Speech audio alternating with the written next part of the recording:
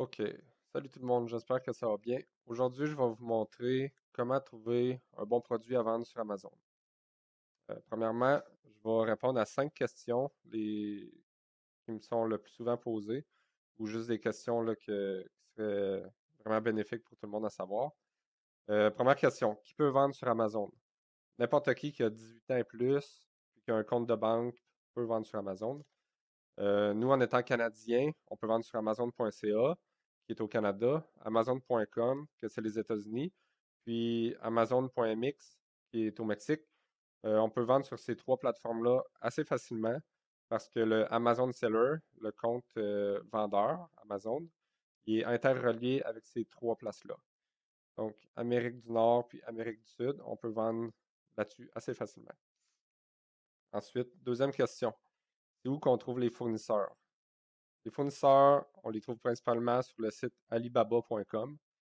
Il y a d'autres sites aussi, mais je vous dirais que 95% du temps, on va trouver ce qu'on veut, les bons fournisseurs sur alibaba.com. Troisième question, comment vérifier la qualité des produits? C'est assez facile, c'est quand on trouve un produit qui nous intéresse, on contacte le fournisseur, il nous intéresse, il parle bien l'anglais, on peut faire envoyer des samples chez nous, puis vérifier la qualité des produits comme ça. Numéro 4, qu'est-ce qu'une bonne marge de profit? Une bonne marge de profit, tout dépendamment du prix, ça va toujours être environ entre 30 et 45%. Il peut avoir mieux, c'est très rare, puis il peut avoir un pire que ça aussi. Exemple, si le produit est 80$, une marge de profit de 25% qui va être de 20$ va être très bon aussi. Mais majoritairement, on va chercher entre le 30 et 40%. Cinquième question. Comment sont livrés les produits à partir de la Chine? Il y a 3 façons. La façon la plus rapide, c'est Express, en utilisant, exemple, la compagnie DHL, FedEx, UPS, toutes les compagnies, dans le fond, de livraison. Ensuite, il y a par Air Express. Ça, il faut utiliser une personne, une entité à part, qu'on appelle un freight forwarder, que ça va être un petit peu moins cher qu'Express, mais un petit peu plus long. Ensuite, il y a par Océan, que ça, c'est beaucoup moins cher, mais beaucoup plus long. On parle d'environ 30 jours pour Océan. On parle de entre 2 à 6 jours, 7 jours pour Express. Puis Air Freight, ça, c'est par avion commercial. On parle d'environ 10 à 15 jours. Donc, c'est ça pour les questions. Si vous avez des questions à me poser, posez-les plus bas là, dans les commentaires. Je vais essayer de répondre aux questions le plus possible. Puis sinon, je vais en créer moi-même, là. Je vais essayer d'apporter une question à chaque vidéo, puis y répondre. Donc là, on va tout de suite commencer à comment trouver un bon produit à vendre sur Amazon. OK, bon. Premièrement, il y a plusieurs façons de trouver un bon produit à vendre. Aujourd'hui, je vais vous montrer la façon la plus rapide, la plus facile, c'est en utilisant l'application Jungle Scout. Je vais mettre le lien là, dans la description en bas de ma vidéo. Ce programme-là, ça va nous aider à chercher le meilleur produit parce qu'on peut mettre beaucoup de filtres dans la base de données. Ça va nous trouver des produits selon les filtres, le filtrage qu'on met. Premièrement, ici, on choisit le marketplace qu'on veut vendre. Je vais vous montrer aux États-Unis. En ce moment, c'est le meilleur marché à vendre parce que c'est là qu'il y a le plus de clients. Le marché canadien, il est bon aussi, mais il va y avoir beaucoup moins de clients. Comme vous pouvez voir là, sur ma page Facebook, quand je poste des screenshots, on voit qu'aux États-Unis, là, c'est environ 4 fois meilleur que le Canada, mais en réalité, il y a 15 fois plus de clients aux États-Unis. C'est juste que mon item que je vends est très bon au Canada, mais encore meilleur aux États-Unis parce qu'il y a plus de clientèle. Donc ça ici, selon les filtres qu'on met, ça c'est les catégories qu'il y a dans Amazon. On veut aller chercher les catégories où que les items vont avoir le moins d'électronique, que ça ne sera pas en vitre. On veut des items qui vont se briser le moins possible, qui va être le plus facile à vendre. Moi, dans le fond, les catégories que j'aime à chercher des produits, c'est automotive, home and kitchen, home improvement, industrial and scientific, kitchen and dining, office products. Je vous déconseille fortement d'aller dans l'électronique parce que quand on commande en Chine d'électronique, on le sait, souvent ça peut être cheap, de mauvaise qualité, fait qu'on ne veut pas s'embarquer là-dedans. Il y a des catégories comme Health and Personal Care, tout ce qu'on avale, qu'on mange, ou qu'on se met sur la peau, ça prend des autorisations spéciales pour pouvoir vendre ça sur Amazon. Donc, je vous conseillerais, dans le fond, les catégories que j'ai mis ici. Toys and Games, ça peut être très bon, mais là, il est trop tard parce que le temps des fêtes approche et on n'aurait pas le temps de commander ça de nos fournisseurs, les faire envoyer dans Amazon avant le temps des fêtes. Ça serait vraiment bon si on cherche au mois d'août pour faire envoyer peut-être au mois de novembre-décembre. Parce que les ventes là, pour Toys and Games sont de 2 à 5 fois plus pendant le temps des fêtes. Donc, ça serait ça les catégories que je vous conseillerais. Après ça, vous pouvez mettre le prix ici. Minimum 10 à 50 Pourquoi 10 C'est parce qu'il y a des frais de base quand on vend sur Amazon. Donc, si on vend un item à 5 ou 10 il va toujours avoir des frais de base qui sont les mêmes. Les frais d'entreposage, les frais de livraison. Donc, à 10 je vous dirais que quand vous payez l'item à un bon prix, vous pouvez avoir une bonne marge de profit. Comme j'ai dit tantôt, entre 30 et 40 ça peut être très bon. Et pourquoi le maximum 50 C'est parce que si c'est trop haut, le coût initial d'achat chez notre fournisseur va être beaucoup plus haut. Exemple, ici à 10 on peut vendre des items 10 sur Amazon qu'on paye peut-être 35 cents. Donc, si on les paye 35 cents puis qu'on en achète 1000, le coût va être beaucoup moins cher que si ici on paye un item 5 mais qu'on vend 50 Ensuite, le net, vous n'avez pas besoin de rien mettre.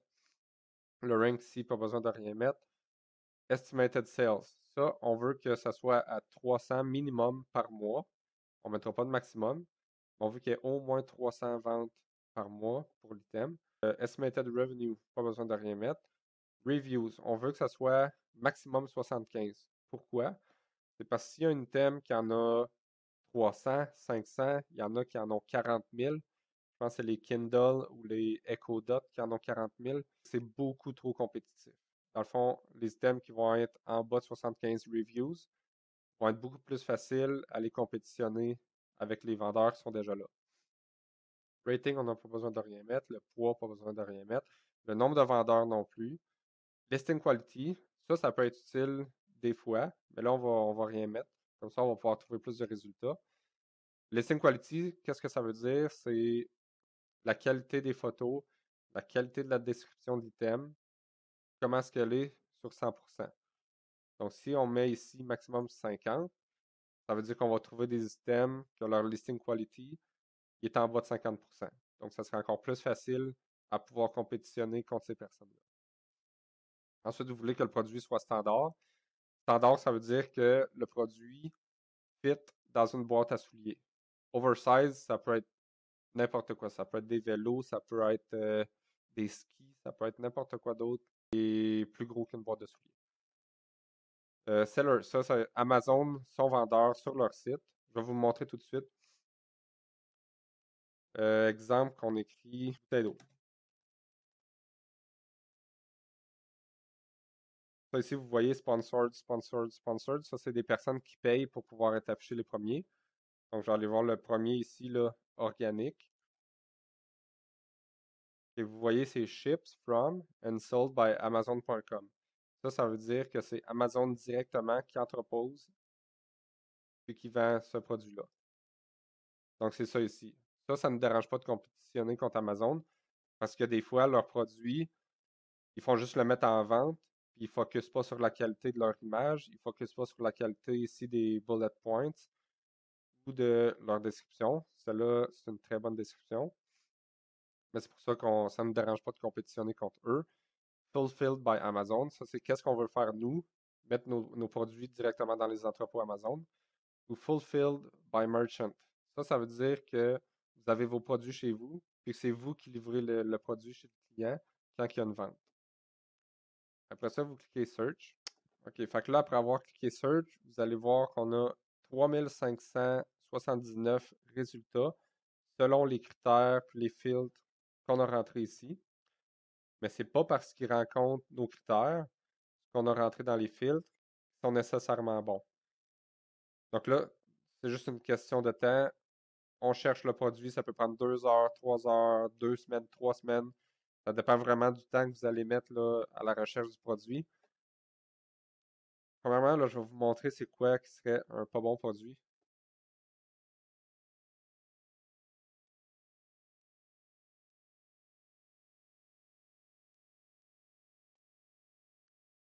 Donc ça ici, là, ça serait pas un bon produit pour vous là, d'acheter puis de vendre. Ça ici, vous voyez le Jungle Scout Chrome Extension en haut à droite.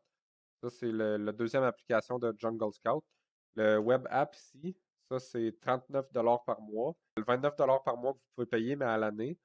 Moi, je prends lui qui est 39$ par mois parce que je peux le canceller n'importe quand. Si, exemple, je trouve 2, 3 ou 4 bons produits que je voudrais peut-être vendre, ben, le prochain mois, je le prendrai juste pas parce que je vais être en recherche là, de fournisseurs et tout ça. Mais ça ici, pourquoi ça serait pas bon? Là, quand on clique là-dessus, ça va nous sortir ici là, une fenêtre qui va venir nous donner tous les détails de vente, de prix, puis de reviews, d'étoiles sur tout ce qui est sur cette page-là. Les reviews ici, ça va venir nous montrer la compétitivité de la vente. Donc, on voit qu'il y a 355 reviews, 650, 650, 115, 90. Donc, quand on regarde le top 10, les top 10 items ici, on voit un qui en a 2590. Ça veut dire que ça va être très difficile à s'en venir sur la première page avec ce mot-clé-là. Je suis sûr que si on regarde à la page 3, il va en avoir d'autres. Ça veut dire que quand, exemple, que vous achetez le produit chez un fournisseur chinois, puis que vous envoyez ça dans l'entrepôt aux États-Unis, vous allez peut-être être sur la page 10 000. Ça va être très difficile à vous ramasser sur la page 1. Donc ça serait pas un bon produit à vendre. On va essayer de trouver, probablement qu'on ne réussira pas à trouver un bon produit là, à vendre, mais je vais essayer d'en trouver un qui pourrait être raisonnable ou qu'il faudrait vérifier là, les prix avec les fournisseurs chinois.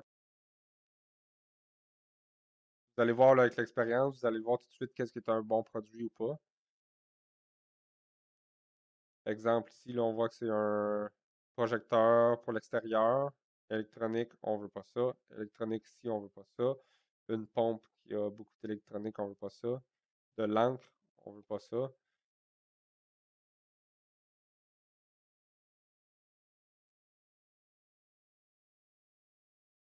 Si vous voyez encore de l'électronique, des choses en verre qui peuvent se briser facilement, on veut pas ça. On veut vraiment trouver l'objet qu'on va avoir le moins de troubles possible. Un toaster, on veut pas ça non plus. D'autres crayons.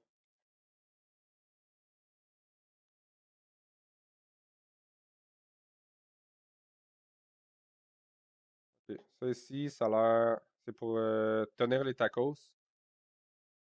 Produit simple, il se brisera pas d'électronique. Donc, ça va être vraiment difficile là, d'avoir une étoile puis des retours. Parce que le monde, quand il achète ce système-là, ils savent exactement c'est pourquoi. Puis ça brisera pas là du jour au lendemain. Donc, on clique ici, on va aller le vérifier. Là, qu'est-ce qu'on veut faire à partir de là? C'est chercher avec le mot-clé le plus général, l'item dans la barre de recherche en haut dans Amazon. Donc, le mot-clé le plus général risque d'être taco holder, taco stand, taco rack. Mais moi, j'irais plus avec taco holder. Là, vous venez ici, on va rechercher. On s'assure que ça soit dans All Department ici. Parce que sinon, là, en ce moment, ça vient de rechercher, mais dans juste Home and Kitchen. On veut vraiment s'assurer que c'est All Department. Fait que là, ici, on a la première page. Donc, c'est ceux-là qui devraient vendre le plus. On va venir ici, on va lancer encore l'application en haut à droite.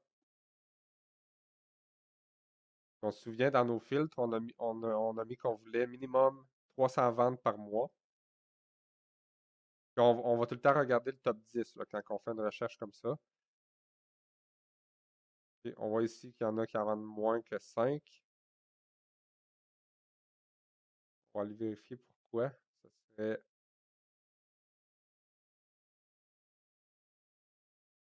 celui-là ici. OK, c'est un item add-on. Ça veut dire que pour pouvoir acheter ça, il faut qu'on ait acheté pour 25$ et plus pour pouvoir ajouter cet item-là dans notre panier. Donc, ceux-là, on peut les ignorer.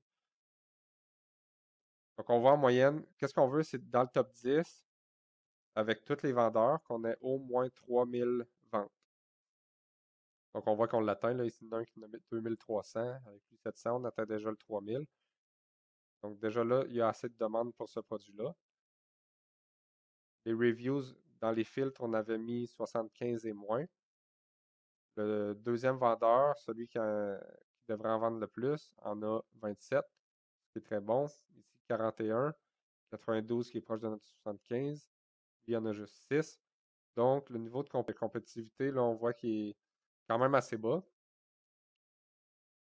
Fait que ça serait facile pour nous d'arriver, acheter ce produit-là, puis de le faire ranker sur la première page, parce qu'on voit qu'il y en a qui sont sûrement nouveaux, avec juste 6 reviews, 0 reviews ici. Donc ça pourrait être un item qu'on pourrait considérer. Donc ça, on peut le prendre en note. Donc vous pouvez faire des recherches comme ça, d'en prendre 5 à 10 en note. Puis après ça, ça va être vraiment la recherche du prix, combien que nous, on pourrait le payer chez les fournisseurs, combien ça coûterait pour faire envoyer le produit de la Chine à l'entrepôt Amazon. Ça va être dans une autre vidéo que je vais vous montrer ça. Mais pour l'instant, c'est ça. Vous trouvez des produits comme ça, je dirais 5 à 10 que vous pouvez trouver assez vite comme ça. Puis après ça, on va aller chercher le prix des fournisseurs, nous, combien qu'on pourrait le payer, puis voir si la marge de profit est entre 30 et 40%. Je vais vous montrer comment faire la recherche sur Alibaba, comment trouver des bons fournisseurs dans une autre vidéo. Donc, ça serait ça pour la vidéo de recherche aujourd'hui. Je vais vous en montrer d'autres. C'est assez rapide, mais il y a d'autres façons aussi de trouver des produits. Si vous avez des questions, juste à laisser des commentaires dans la section en bas. Je vais essayer d'y répondre le plus possible. Sinon, si vous voulez les applications Jungle Scout, le web app, puis le Jungle Scout Chrome Extension, je vais mettre le lien dans ma description en bas. Si vous êtes vraiment sérieux et que vous voulez vraiment commencer, c'est vraiment un must.